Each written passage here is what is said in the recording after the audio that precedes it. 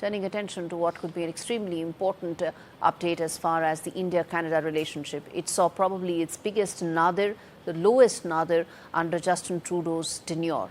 And that happened because of his support to the Khalistanis in Canada. Since then, it may have been that with Trudeau exiting, that the two sides may have reportedly resumed communication between their security agencies and are exploring the possibility of appointing new high commissioners soon, signalling a potential reset in diplomatic relations following the controversy over the Khalistani terrorist Hardeep Singh Nijjar.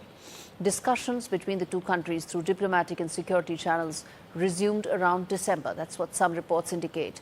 After tensions flared in October when India withdrew its High Commissioner and 5 other diplomats who were named person of interest in the investigation into Nijjar's killing. It expelled an equal number of Canadian diplomats as well. And as per reports, India is now considering several diplomats for the position of envoy in Ottawa, with Dinesh K. Patnaik, India's ambassador to Spain, emerging as a leading candidate. Meanwhile, Ottawa's nominee for the role of High Commissioner in New Delhi remains Christopher Cooter, who was recently the envoy to South Africa. And in fact, let me get in Ambassador Virendra Gupta to talk more about what is it that we are looking to, in fact, possibly see in terms of an uptake in the India-Canada relationship. Ambassador, thanks much for speaking to me on India Global. Let me start by asking you, the biggest thorn in the relationship had been Justin Trudeau, and with his exit, that window to probably evaluate and look at a reset in ties is very much open, isn't it? Absolutely, you're perfectly right. In fact, Justin Trudeau, I would hold him personally responsible for the deterioration of the ties, because he flouted all known diplomatic conventions, and he did not even pay regard to excellent bilateral relations which have always existed between India and Canada, not just at the level of governments, but also at the level of people. There is considerable goodwill which continues to remain. So I think Justin Trudeau's departure from the government paves the way, and happily the new Prime Minister, Mike Carney, has already indicated his willingness, his resolve to reset the ties and normalize the relationship with India. You know, people-to-people ties, which have been very strong, also saw a major impact during the last almost 8-9 months. Do you see that being the first set of relations that will be repaired and reset, or probably even rebound going forward? Well, number of Indian students going to Canada, which did constitute a very great deal of people-to-people ties, and of course, presence of large number of Indian diaspora in Canada. And mind you, not just the Sikhs, there are almost as many Sikhs as there are non-Sikhs. So a very large diaspora, which has contributed a great deal to the socio-economic as well as political life in Canada. So I think that is important.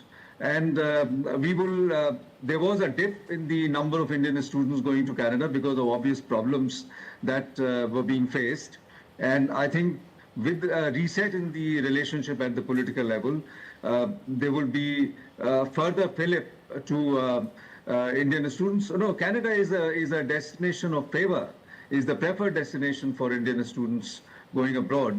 So I think I'm very hopeful that with the political hurdles removed, yes, Indian students would start going to Canada again.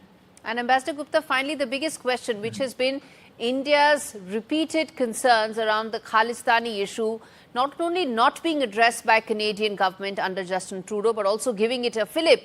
How do you see those concerns now being addressed under Mark Carney? Well, either Mark Carney or the elections and the new government will have to seriously consider it. We'll have to give it a long-term thought. That Trudeau got caught in the short-term exigency of what he thought he could garner support from the extremist Sikh element. But let me remind you that of the 50% of the Indian diaspora, which is in Canada, there are Sikhs. And of those Sikhs, only very marginal number of people support the extremist agenda. So by pandering to the extremist agenda, my sense is that Trudeau would have, and his party would have alienated the majority of the Sikhs and certainly non-Sikhs. So I think any careful thinking in the matter would encourage political parties, probably the new Prime Minister and the political parties which are going to fight the elections, to take a long-term view of the relationship with the diaspora and the benefit of the relationship with India itself. All right, we leave it there. So thanks much for speaking to me on India Global, on a story, on a relationship that's extremely important, that is the India-Canada relationship. Bilateral ties need to be insulated from leaders and their whims and fancies, and hopefully that is what the India-Canada relationship will also display.